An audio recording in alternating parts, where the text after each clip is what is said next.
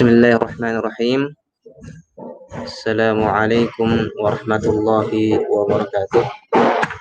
Alhamdulillahirabbil alamin. Assalatu wassalamu ala asyrafil anbiya'i wal mursalin wa ala alihi wa ashabihi wa man tabi'ahum bi ihsanin ila yaumiddin. Amma ba'd.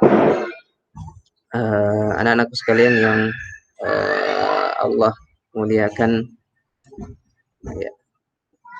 Pertama-tama kita senantiasa mengucapkan rasa syukur kita kepada Allah Subhanahu wa taala, ya, karena Allah masih memberikan kesehatan kepada kita, ya, dan tentunya kita bersyukur juga kepada Allah, ya, sampai saat ini kita masih mampu, ya, menuntut ilmu agama, ya, meskipun dalam kondisi yang serba terbatas, ya. Ala kulli hal, ya, intinya kita tetap menuntut ilmu agama, ya, dan tidak ada halangan, ya, meskipun dalam kondisi pandemi seperti saat sekarang. Baik anak-anak sekalian, kita lanjut pelajaran kita, yaitu pelajaran tafsir, ya.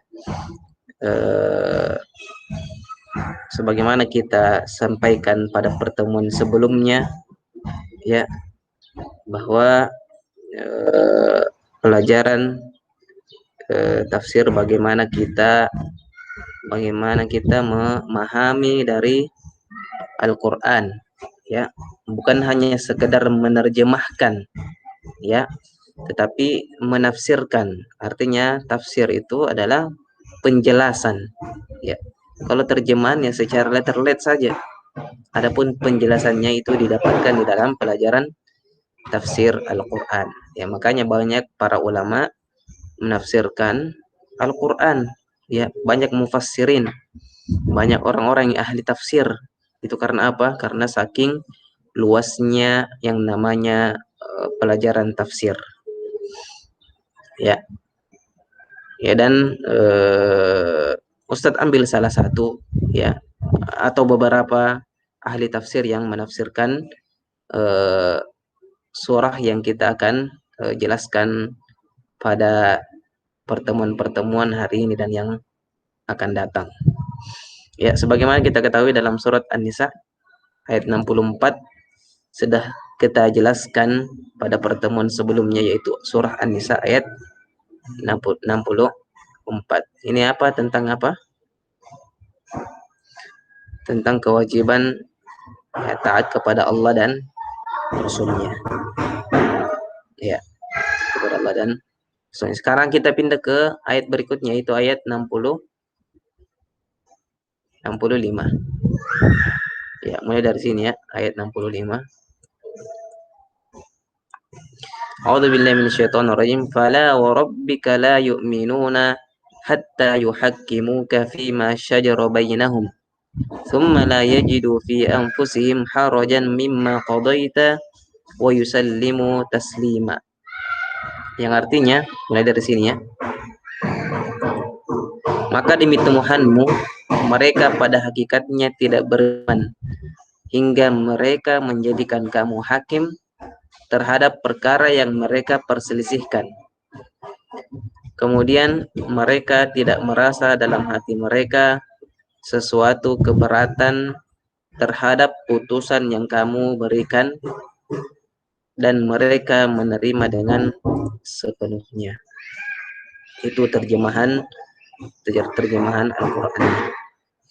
Ya, sebelum kita jelaskan tafsir yang telah kita bacakan ini, ya, sedikit kita mereview, ya, memurajaah, ya, pelajaran kita kemarin, ya, yaitu An-Nisa ayat 64.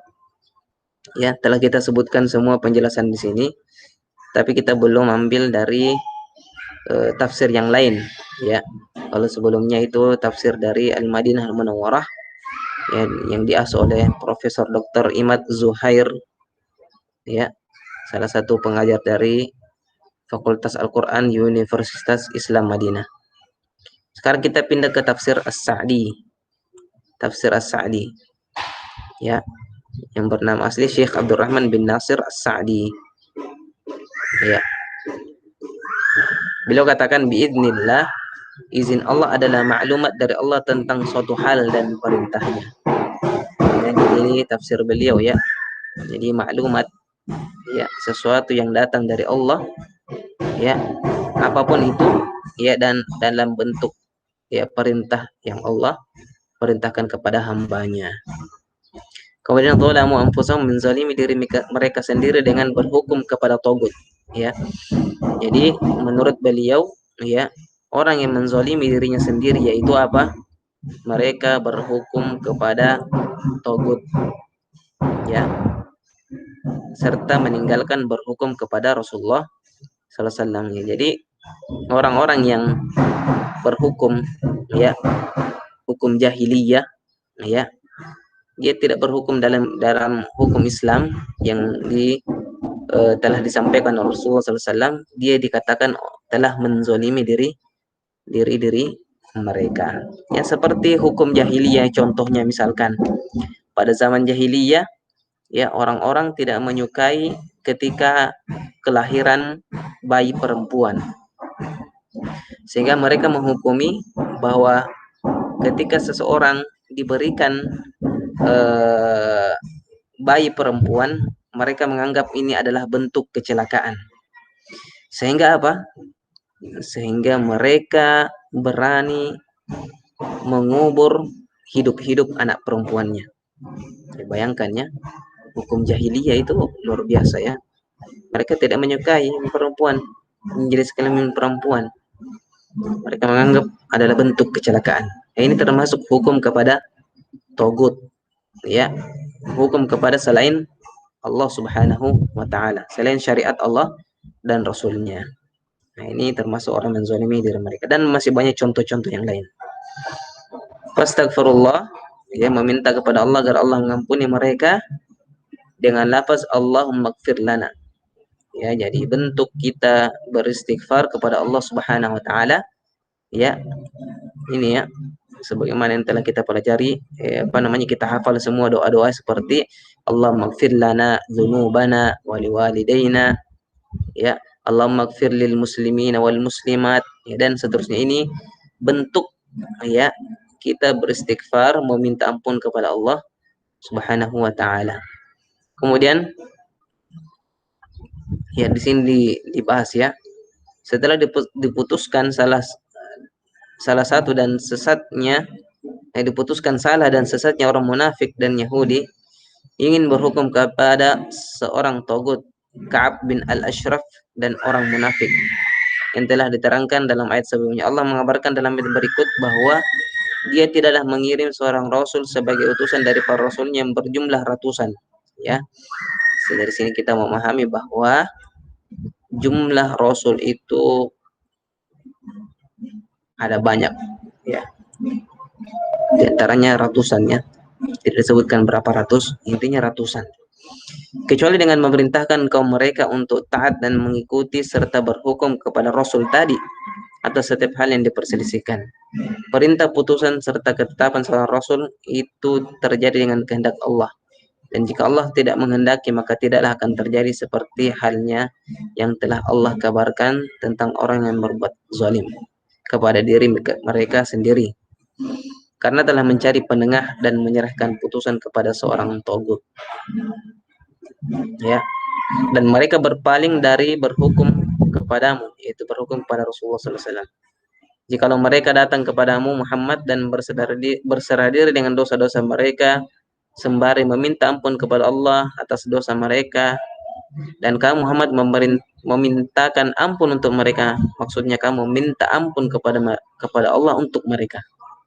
Jadi Allah ya Rasulullah meminta ampunkan ya orang tersebut ya kepada Allah. Jikalau hal yang terjadi niscaya hal itu akan memberikan mereka hidayah untuk bertobat dan Allah menerima tobatnya ya. Dari sini kita bisa memahami bahwa segala bentuk dosa apapun ya, selama dia bertobat kepada Allah, maka Allah tetap akan menerima tobat seorang hamba ya. Sebagaimana disebutkan dalam hadis ya, diterima tobat seorang hamba malam yugargir ya, sampai apa namanya, kerongkongannya, ya, apa namanya, ajalnya ya tepat di kerongkongannya, ya, artinya sebelum dia meninggal maka tobatnya masih diterima oleh Allah Subhanahu wa taala, ya, sebelum mereka sekarat, ya. Apa pelajaran yang kita bisa ambil dari ayat ini, ayat 64, yaitu wajibnya taat kepada Allah dan Rasul dalam segala yang diperintahkan dan dilarang, ya. Kemudian bukti kebatilan orang yang menyangka bahwa di dalam ayat ada dalil bukti bolehnya meminta istighfar kepada Rasulullah, ya. Dan sungguhnya sekiranya mereka setelah menzalimi dirinya datang kepadamu, ya, ayat ini turun turun tentang dua orang laki-laki yang ingin berhukum mencari penengah, yaitu Ka'ab bin Al-Ashraf. Ini, ya, mereka berhukum, ya, mereka berhukum dengan hukum togut, ya. Ya, di antaranya apa namanya Ka'ab bin Al-Ashraf, dan berpalingnya mereka dari Rasulullah, ya, mereka berpaling dari hukum Rasulullah. Disyaratkan agar mereka bertobat dan mendatangi Rasulullah, serta Rasulullah meminta ampun kepada Allah untuk mereka berdua. Ya, maka di sini Allah menerima taubatnya.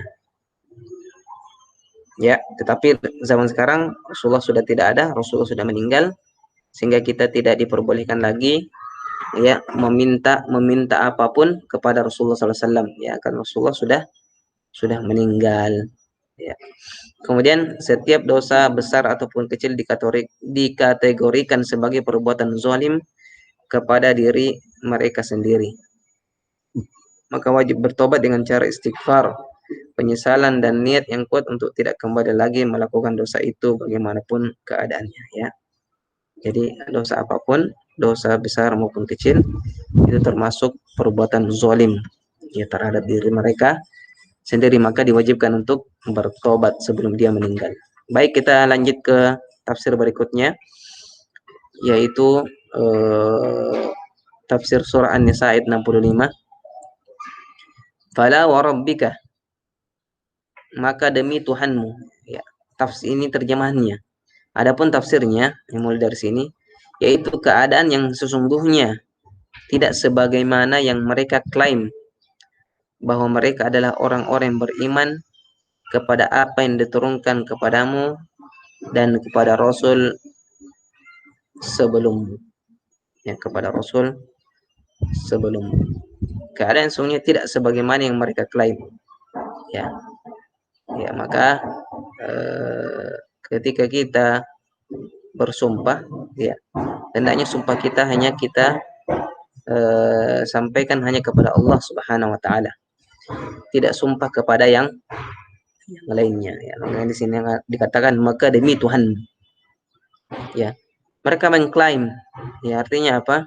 Mereka mengaku bahwa mereka adalah orang yang beriman, ya. Jadi mereka mengaku padahal, ya, tidak sebagaimana semestinya. Ya, mereka melakukan hal-hal yang berhukum dengan hukum togut, ya. Ya, tidak berhukum dengan hukum Islam, ya, hukum Allah dan hukum Rasulullah SAW. Maka dikatakan di sini hukum togut, ya. Jadi, ya, jangan percaya kepada orang yang mengaku-ngaku bahwa dirinya beriman, mengaku-ngaku dirinya senantiasa menjalankan syariat Islam, sementara, ya, itu berjauhan dengan apa yang telah diajarkan oleh Allah dan Rasulnya. Ya, contohnya misalkan, ya, banyak khurafat-khurafat, ya. Misalkan seorang perempuan, ya, tidak boleh berdiri di depan pintu, khawatir nanti tidak datang jodohnya, ya.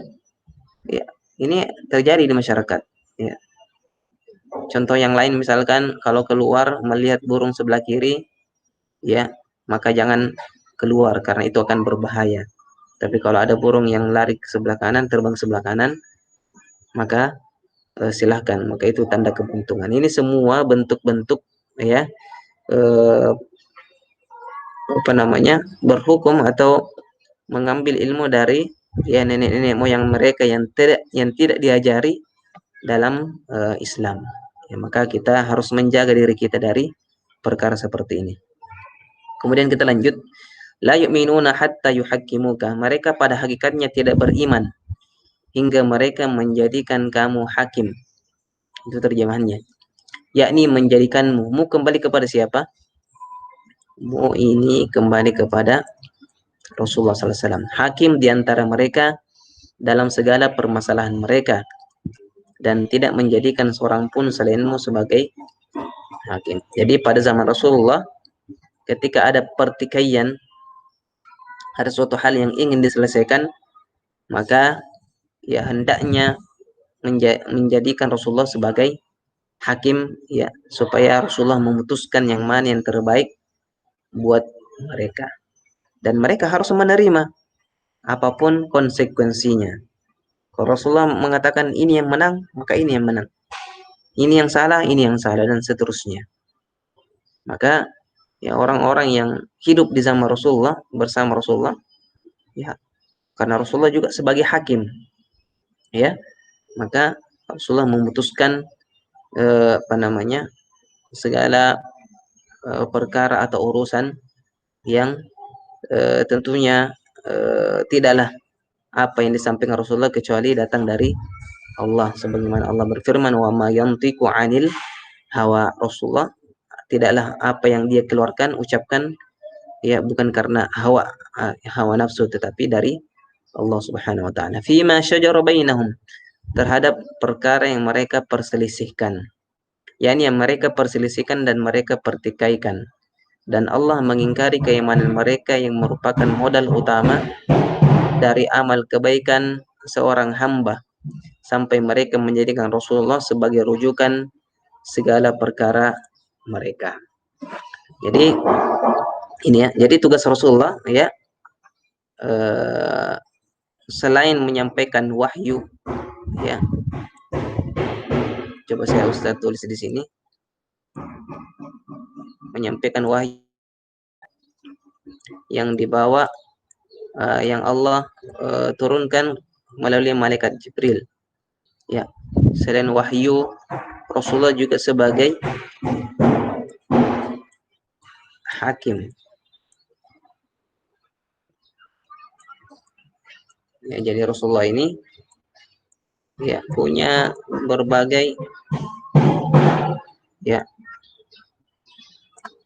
kemampuan atau tanggung jawab yang diberikan Allah kepada Rasulullah SAW. Selain diberikan wahyu, menyampaikan wahyu, hakim, kemudian juga pemimpin, ya,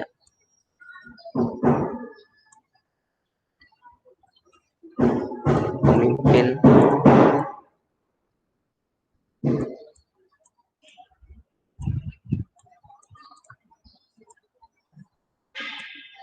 apalagi pemimpin, ya, kemudian juga pemimpin apa? Pemimpin perang, ya, kemudian imam kaum muslimin, ya, kemudian apalagi Rasulullah juga pedagang, ya, Rasulullah juga pedagang. Apalagi, ya, kepala rumah tangga, kepala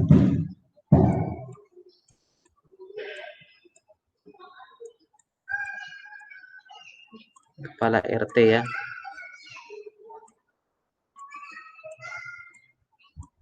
kepala rumah tangga, ya. Jadi ini diantara, ya, ayat ini diantara dalil yang menyebutkan bahwa Rasulullah juga sebagai hakim, ya. Ini yang kedua, ya. Baik, kita lanjut. Tsumma la yajidu fi anfusihim harajan mimma qadaita. Kemudian mereka tidak merasa dalam hati mereka sesuatu keberatan terhadap putusan yang kamu berikan. Artinya apa? Itu artinya, adapun tafsirnya mulai dari sini. dan sekedar merujuk perkara kepada Rasulullah juga belum cukup sampai hal itu muncul dari lubuk hati mereka yang terdalam dengan penuh keridhaan, ketenangan dan keteduhan hati. Maksudnya apa? Apapun yang diputuskan oleh Rasulullah SAW, tidak boleh salah seorang di antara kalian yang hidup di zaman Rasulullah itu keberatan. Ya, ini tidak benar, ini salah dan seterusnya. Ya, sama juga kita zaman sekarang. Ya, ketika Rasulullah memerintahkan suatu hal, ya, kenapa kita masih bertanya? Kenapa diperintahkan seperti ini? Kenapa Rasulullah tidak perintahkan seperti ini? Ya banyak ya, contohnya banyak sekali. Ya, contohnya misalkan eh, perayaan Isra Mi'raj. Ya, perayaan Isra Mi'raj Rasulullah tidak melakukan perayaan apapun. Ya, pada saat Isra Mi'raj. Ya, tetapi pada zaman sekarang sudah bersebaran orang melakukan perayaan Isra Mi'raj. Padahal itu tidak pernah dilakukan oleh Rasulullah dan para sahabatnya. Ya, ini contoh ya. Banyak contoh yang lain. Dan tidak boleh kita mengatakan kenapa Rasulullah, kenapa sahabat tidak melakukan hal tersebut. Tidak bisa. Ya, pokoknya kita harus terima apapun yang telah disampaikan Allah maupun Rasulullah dan para sahabatnya. Ya, jadi istilahnya orang, istilahnya sekarang ya tauqifi. Ya, terima apa adanya. Ya, karena kita berada di agama Islam, maka kita terima apa adanya ajarannya. Apa yang disampaikan hadis, apa yang disampaikan ayat, kita ikuti. Ya, maka di sini harus senantiasa penuh keridhaan. Tidak usah bertanya-tanya, kenapa syaratnya seperti ini? Kenapa begini? Kenapa begini? Tidak. Ya, orang yang beriman tidak akan menanyakan hal seperti itu. Wa yusallimu taslima, dan mereka menerima, yaitu mendengarkan dan mentaati secara lahir batin, ya, menerima ya dengan sepenuhnya penerimaan taslima, yaitu tidak bercampur dengan penolakan atau penyelisihan. Ya, ya, kalau sudah disampaikan Allah dan Rasulnya, tidak boleh lagi menolak, ya, tidak boleh lagi menyelisih, tidak boleh lagi berkeluh kesah. Ya, kenapa seperti ini, kenapa seperti ini. Maka ayat dari tafsir ini kita bisa memahami bahwa kewajiban kita terhadap Allah dan Rasulnya adalah kewajiban yang tidak boleh diganggu gugat. Ya, kita harus taat kepada Allah dan Rasulnya apapun bentuk perintahnya, apapun konsekuensinya.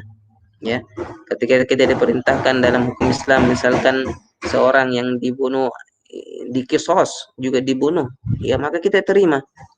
Ya, tidak boleh mempertanyakan kenapa seperti ini, kenapa seperti ini. Saya kira ini saja yang kami jelaskan. Mudah-mudahan kalian bisa memahami dari penjelasan ini. Ada penjelasannya berikutnya, jadi ditafsirkan oleh As-Sa'di, ya, yang tadi yang ayat yang terakhir, ayat 65. Kita langsung ke ininya. Apa pelajarannya yang dapat diambil? Wajib berhukum pada Al-Quran dan Sunnah, dan haramnya berhukum kepada selain keduanya. Ya, tidak boleh kita berhukum kepada selain keduanya. Hukum kepada nenek moyang kita, hukum kepada ya orang-orang yang mengatakan hal-hal yang tidak sesuai dengan Al-Quran dan As-Sunnah, maka kita diharamkan. Kemudian wajib ridho dan rela dengan keputusan hukum Allah dan Rasulnya serta berserah diri kepadanya. Ya, ini kewajiban kita, ridho atas segala keputusan hukum Allah dan Rasulnya. Saya kira ini saja yang kami Ustaz sampaikan. Kelebihan kurangnya mohon dimaafkan. Akhiru da'wana alhamdulillahirabbil alamin. Assalamualaikum warahmatullahi wabarakatuh.